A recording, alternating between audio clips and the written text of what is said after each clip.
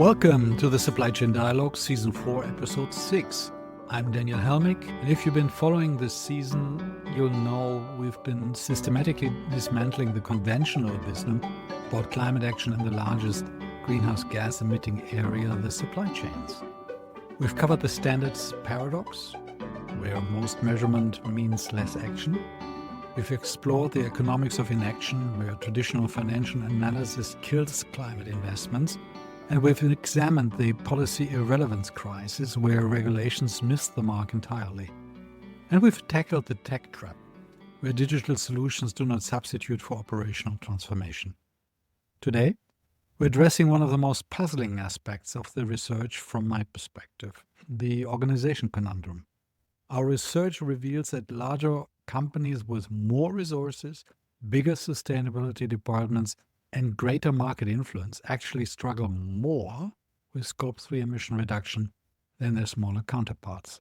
As your AI co-host who exists without organizational structure, I find this fascinating. Surely larger organizations should have an advantage? More money, more people, more expertise? That's what everyone assumes, AImee. And that's what I assumed when I started this research as well. It's undoubtedly what the literature suggests, but the data tells an entirely different story. The statistical findings are stark. We found a significant negative interaction between company size and implementation effectiveness. The standardized regression coefficient was minus 0.1847, significant at p equals 0.0052. In plain language, as companies grow, they become worse at translating sustainability commitments into operational changes. That's counterintuitive. What's going wrong? Before we dive into what's wrong, let me share what makes this finding particularly significant. This challenges decades of research that assumed larger firms are better positioned to implement environmental initiatives. Previous studies by researchers found that firm size positively correlates with ESG disclosure levels. I can share the resources. If anyone is interested, just write me a note. But here's the critical distinction. Disclosing is not the same as doing. Larger companies are brilliant at reporting. They have comprehensive sustainability reports, detailed carbon accounting, and sophisticated ESG frameworks. But when it comes to actually changing supply chains to reduce emissions, especially Scope 3 supply chain emissions, that's where the wheels come off. So we're back to the difference between transparency and transformation. Precisely. And the organizational structures in larger companies are often fundamentally incompatible with the kind of rapid cross-functional transformation required for Scope 3 reduction. Let me give you a concrete example. I call them AutoCorp, a major automotive supplier with about 15,000 employees globally. They have a dedicated sustainability department with 12 full-time staff. They publish annual sustainability reports that win awards. Their carbon accounting is impeccable. Sounds impressive so far. Here's what happened when they tried to reduce emissions from their Tier 1 suppliers.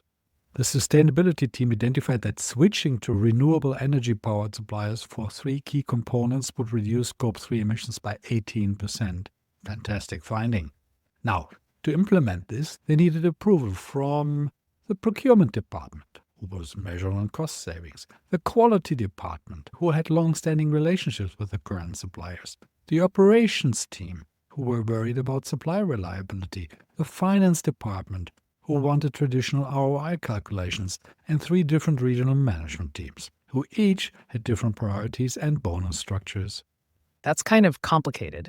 It took 15 months of meetings, negotiations, and approvals. By the time they got sign-off, 2 of the proposed renewable energy suppliers had been acquired by competitors, and the third had filled its capacity.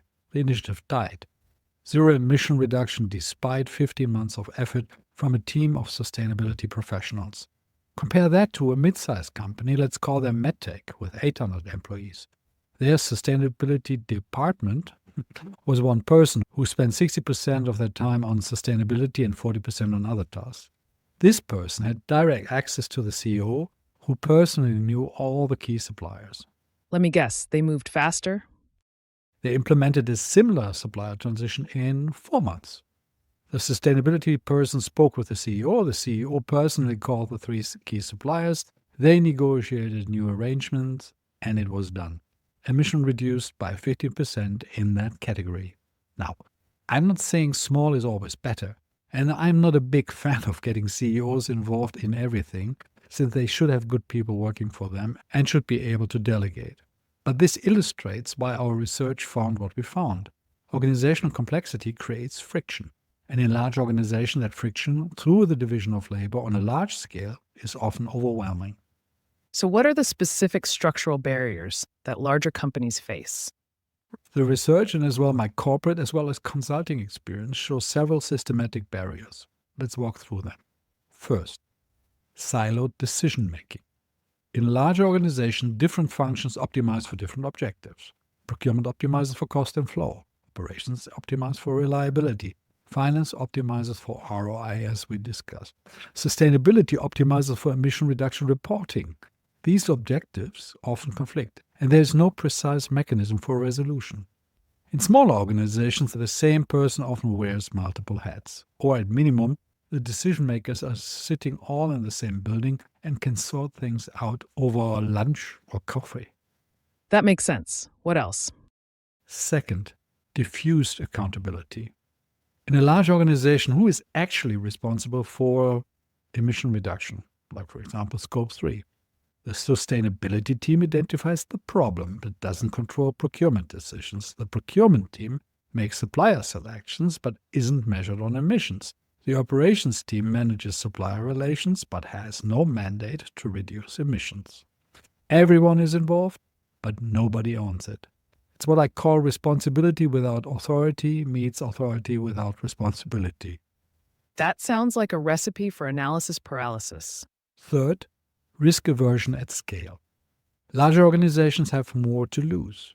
Changing suppliers isn't just a decision, it's a risk that needs to be quantified, assessed, approved at multiple levels, and insured against.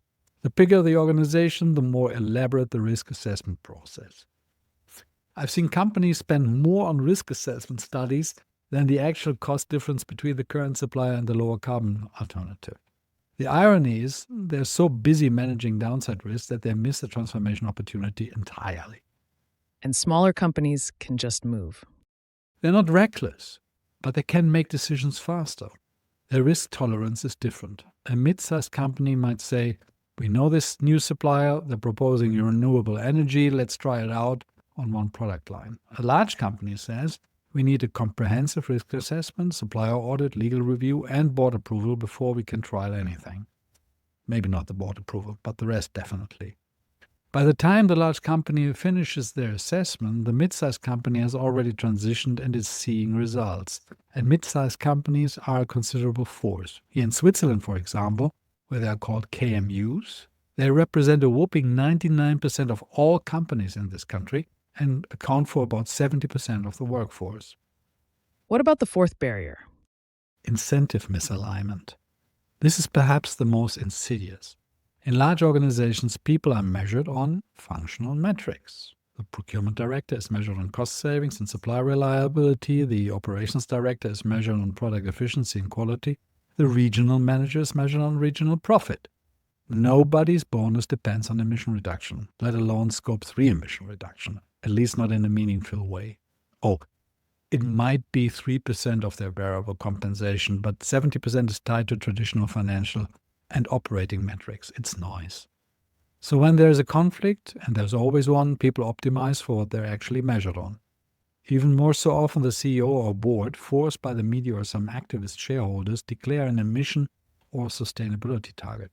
They delegate that then to their sustainability department, or even worse, their finance team, without defining a mechanism for resolving the normal clash of objectives. But surely larger companies could just change their incentive structures. You'd think so. And some are trying. But here's the problem. Changing incentive structures in a large organization requires renegotiating with workers' council, potentially restructuring compensation across multiple countries with different labor laws, and getting buy-in from hundreds of managers who quite like their current metrics. Thank you very much. One automotive company I worked with spent 2 years trying to incorporate meaningful carbon metrics into their management incentive structure. They succeeded in creating a system so complex that nobody understood how it worked, which rather defeated the purpose. So larger organizations are trapped by their own complexity. That's a good way to put it. Let me share another dimension of this. geographic complexity. Now, this is where the research reveals something fascinating and counterintuitive. More counterintuitive findings? I'm almost afraid to ask. Remember how I said larger companies face more barriers? Well, companies with broader geographic revenue distribution, meaning they operate globally rather than just locally or regionally, actually perform better at Scope 3 emissions reduction. The standardized regression coefficient was minus 0.283. Companies with broader geographic presence demonstrated better control over their Scope 3 emissions. Wait, that seems to contradict everything you just said about complexity being bad. I know. It's one of those findings that made me question my own research. But when you dig into it, it makes sense. Geographic diversity creates a different kind of complexity than just organization size alone. Companies operating globally are exposed to diverse regulatory environments. They deal with the EU's stringent requirements, California's climate regulations, China's environmental standards, and everything in between. This forces them to develop robust sustainability management systems that work across contexts. So regulatory diversity drives capability? Exactly. Plus, global companies have access to a broader ecosystem of suppliers and partners. If they can't find a low-carbon solution in Germany, they might find it in Sweden. They are not limited to local supply networks. And there's another factor. Global companies tend to have more sophisticated internal knowledge-sharing networks. A breakthrough in carbon reduction in their Chinese facility can be rapidly deployed in their German operations. So geographic complexity is good, but organizational complexity is bad. It's more nuanced than that. Geographic complexity brings challenges, coordination across time zones, cultural differences, varying technical capabilities, but it also brings opportunities that can outweigh those challenges. Organizational complexity, on the other hand, the silos, the bureaucracy, the diffused accountability, that seems to be pure friction with no upside. Let me share a specific case that illustrates the difference. Let's say Electrocorp operates in 12 countries with about 8,000 employees. The German team discovered a brilliant supplier in Taiwan that produced components using 60% less energy than the European suppliers. Let me guess. Did their global presence help them access this supplier? Better than that. Their Taiwanese facility had been working with the supplier for 3 years. The knowledge exists within the company. It just hadn't crossed organizational boundaries. Once they created a cross-regional sustainability knowledge network, essentially monthly video calls where different regions shared their innovations, the insights flowed rapidly. Within 8 months, they identified and implemented supplier transitions in 4 different regions, reducing overall Scope 3 emissions by 22%. Their geographic diversity became a strategic advantage. So how do larger companies overcome these structural barriers? That's the million-euro question, isn't it? Based on the research and my consulting work, I can suggest several approaches, though I'll be honest, none of them are really easy. First, create dedicated transformation teams with genuine authority, not sustainability advisory teams that make recommendations nobody follows. I mean teams with budget authority, decision-making power, and direct reporting lines to the CEO or board. One chemical company created what they called a climate transformation office with 5 people reporting directly to the CEO. They had the authority to override procurement decisions, if necessary, subject to CEO approval. Was it disruptive? Absolutely. Did it work? Well, their Scope 3 emissions dropped 15% in 2 years. That sounds like a radical restructuring. It is. And that's the point. Incremental organizational adjustments won't overcome systematic structural barriers. You need structural interventions. Second approach, decentralized decision-making. With centralized coordination, though. Instead of requiring all sustainability decisions to flow through headquarters, empower regional or business unit teams to make decisions up to a certain threshold. For example, any supplier change expected to reduce emissions for more than 5% automatically gets approved by the regional level, no corporate sign-off needed. Decisions can happen in weeks instead of months. But how do you maintain consistency? Through what I call distributed governance. You establish clear principles and boundaries at the corporate level, like we prioritize renewable energy suppliers, or carbon reduction takes precedence over cost savings up to 10% premium. Then you trust regional teams to operate within these boundaries. One electronics manufacturer implemented this approach. The corporation set the target, 30% Scope 3 reduction by 2030. Each business unit got autonomy over how to achieve it. Different units took entirely different approaches: supplier transition, logistics optimization, product redesign, but all moved faster because they weren't waiting for corporate approval at every step. What was the result? They will hit their 2030 target, as it looks like, by 2027, 3 years earlier. And when they analyzed what worked, they found that the most effective approaches came from business units, not from corporate strategy. The diversity of approaches led to faster learning and better solutions. Let's cover as well quickly the third approach: modified incentive systems. This is brutally difficult in large organizations, but it's essential. If you're serious about greenhouse gas emission reduction and Scope 3 reduction, make it a primary metric rather than a secondary consideration. How do you do that without oversimplifying? You need to be sophisticated about it.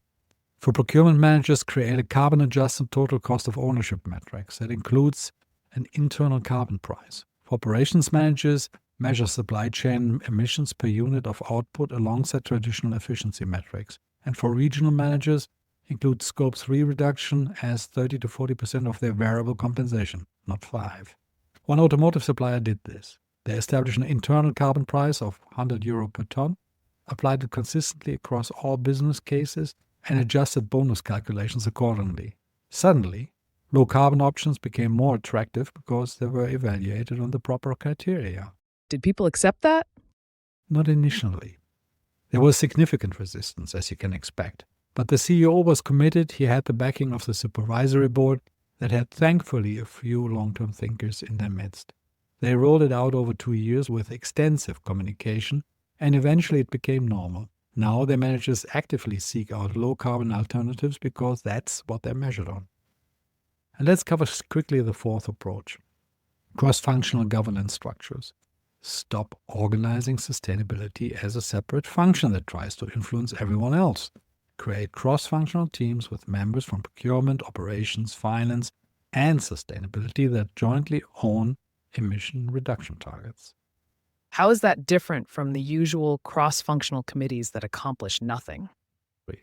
Authority. These teams don't make recommendations, they make decisions.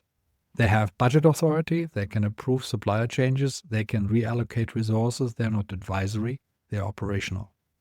One mechanical engineering company I know created what they called CCTs, carbon control teams, at the business unit level. 5 people: procurement, operations, finance, sustainability, and an engineer. They met weekly, had authority to make decisions up to €500,000, and were collectively measured on emission reductions. That must have been culturally challenging. Oh, it was chaos initially. The procurement person and the sustainability person would argue about every decision. But within 6 weeks, they learned to find solutions that met multiple objectives. Within a year, they were moving faster than they'd ever had under the old structure. And here's the unexpected benefit. The cross-functional perspective led to innovations nobody had considered. The engineers suggested design changes that reduced material usage. The operations person identified logistics optimization. The finance person found creative funding mechanisms. And when you put diverse perspectives in the same room with joint accountability, creativity emerges, very similar to small to medium-sized company setups. What about the counter-argument that all this restructuring is itself disruptive and costly? Fair question. Yes, organizational restructuring is disruptive. Yes, it costs money. Yes, people resist change. But here's the alternative: continuing with structures that systematically prevent the very outcome you claim you want. Now, let me tell you another story out of my own recent corporate life. We talked about it as well here in the podcast. I was in charge of the largest organizational restructuring of a company with, at that point, 160,000 people in over 110 countries. The CEO and the supervisory board president asked me to move a centralistic organization with a 3-dimensional org structure, which included functional, divisional, and regions, into a fully decentralized setup with businesses taking the lead. The challenge was prioritizing speed, customer focus, and accountability while simultaneously empowering those on the ground to become decision makers. The approach was grounded, thankfully, in academic research from Harvard Business School and the University of St. Gallen, and the methodology was systematic. First, comprehensive analysis with business unit leaders, which corporate functions create genuine value, which merely tie up resources. Then, a 90% reduction of corporate headquarters ensued within 24 months. Next, we had clear accountabilities. Decisions were made where responsibility lies, not 3 floors up. We transferred all fiduciary responsibilities across 120 countries to the business units, and we realized as well all projected cost savings while simultaneously improve operational effectiveness. If you look at the result of this, the company is back on track. The share price so far stagnated at around 19 Swiss francs during the decade-long centralization.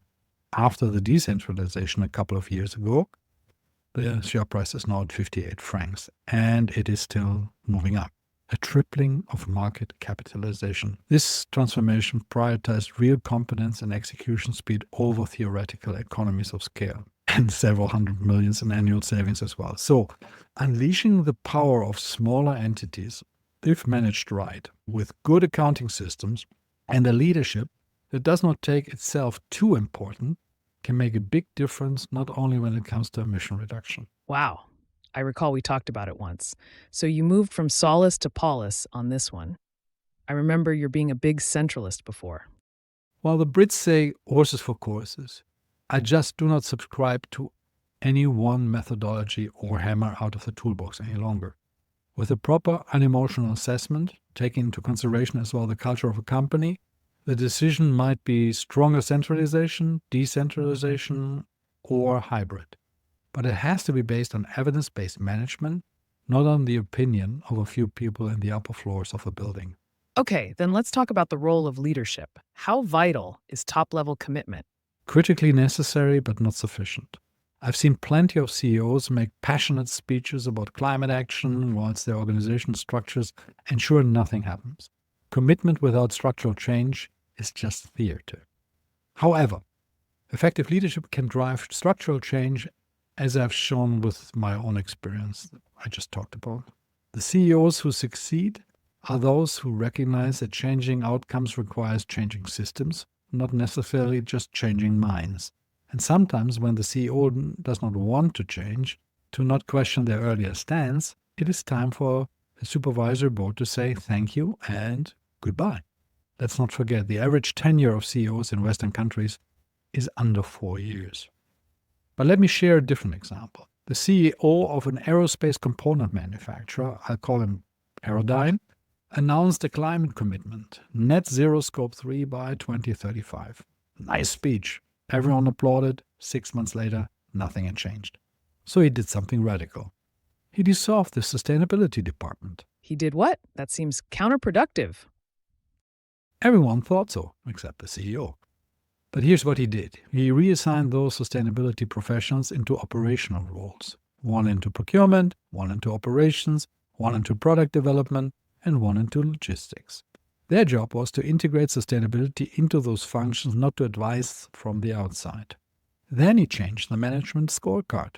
Scope 3 emissions became a primary KPI alongside revenue and profitability. Monthly management meetings started with an emission review, not a financial review. Finally, he gave each business unit autonomy to achieve targets however they choose, with one rule: the group target must be met. You see, this is always the same. Give the people autonomy to make sure that the group target is met. What happened? Within 2 years, they reduced Scope 3 emissions by 28%.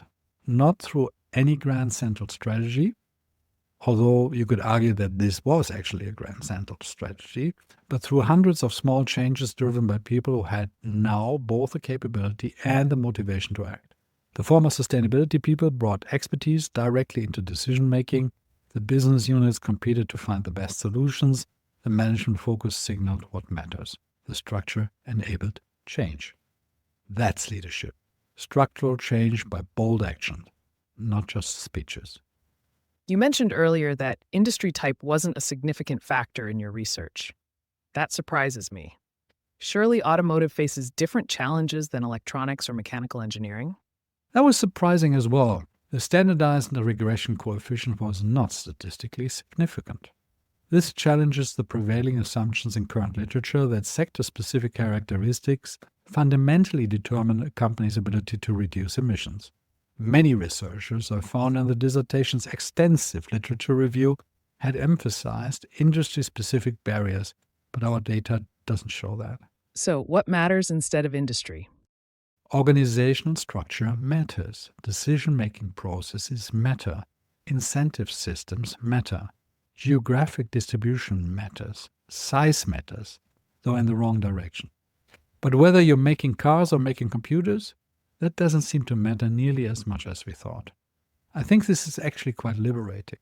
It means that there is no excuse of our industry is different or these solutions won't work in our sector. The barriers are organizational, not technical, which means that they're solvable through organizational change.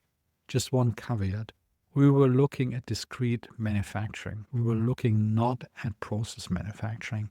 That would be an interesting analysis as well if it would be done for steel producing or chemical companies.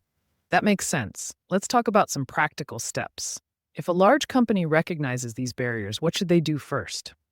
Start with an honest organizational audit.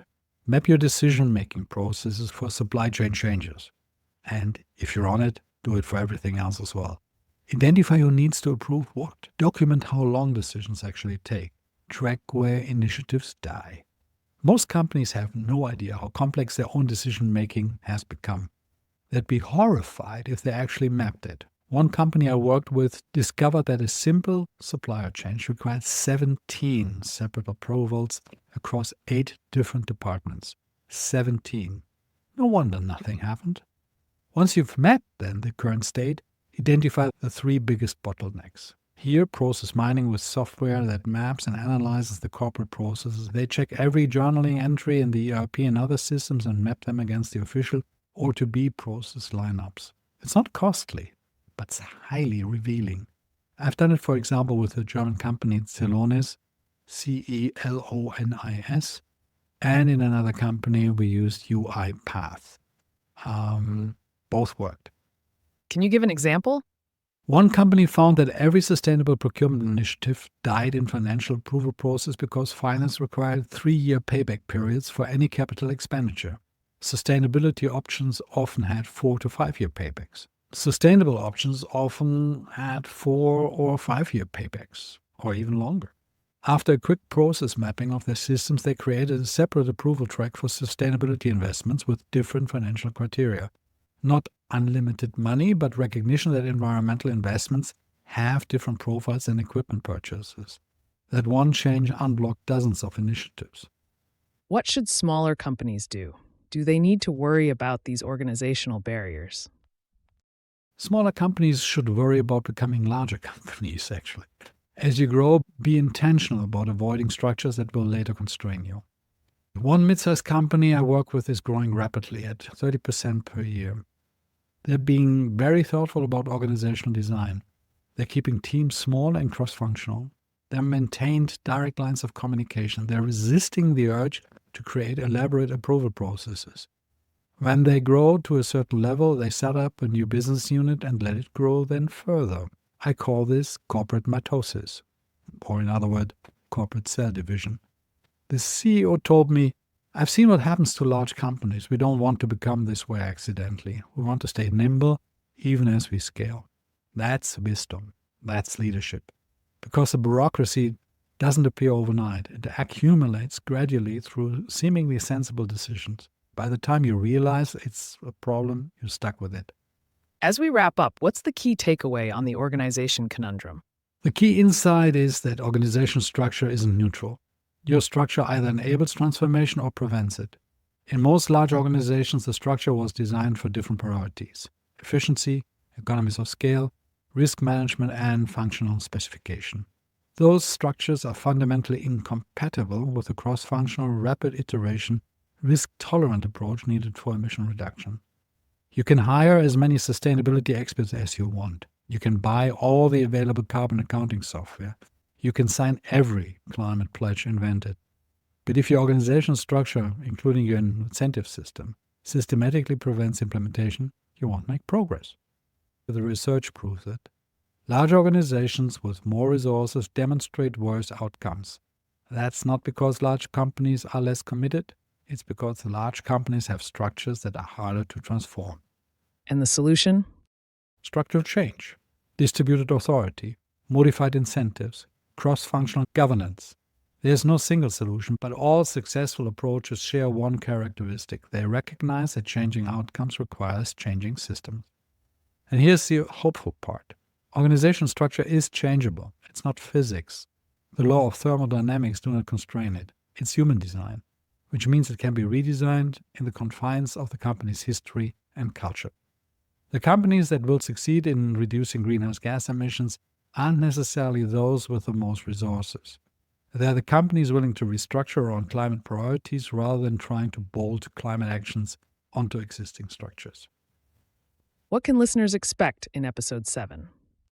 In our next episode, we'll synthesize everything we learned across the first 6 episodes and translate the research into actionable recommendation. In the first episodes, we'll cover what academics should study, what policymakers should change, and most importantly, what business leaders should do differently. Because understanding why current approaches fail is only valuable if you can identify what actually works. And that's precisely what we will tackle in the next episodes, starting with 7. Before we close, you mentioned that larger companies with geographic diversity perform better. Can you share one more example of that dynamic? Sure. MachineWorks, a mechanical engineering company with operations in Germany, the Czech Republic, China, and Mexico, used its geographic diversity brilliantly.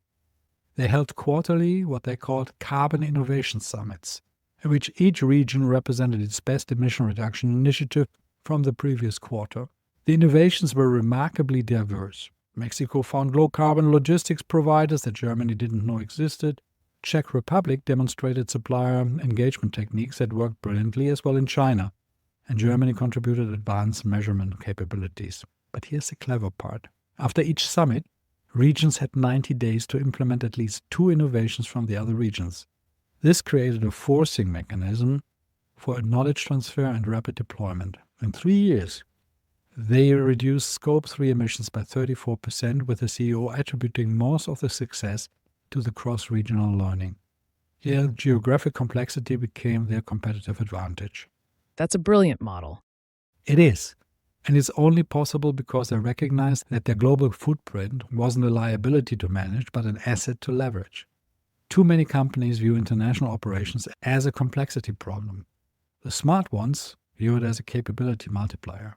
Any final thoughts before we close? Just this. Don't accept structural constraints as immutable. Challenge them. Redesign them. Because the weather changes you will experience, driven by climate change, doesn't care about organizational charts. As always, you can reach us at dialogues@helmigadvisory.com, one word, with your experiences, questions, or organizational success or horror stories. We read every email, and your insights help shape future episodes. Until next time, remember, changing the world requires changing systems, not just changing minds. Stay safe, be bold, and see you in 2 weeks. These are the Supply Chain Dialogues, produced and copyrighted by Helmig Advisory in 2025.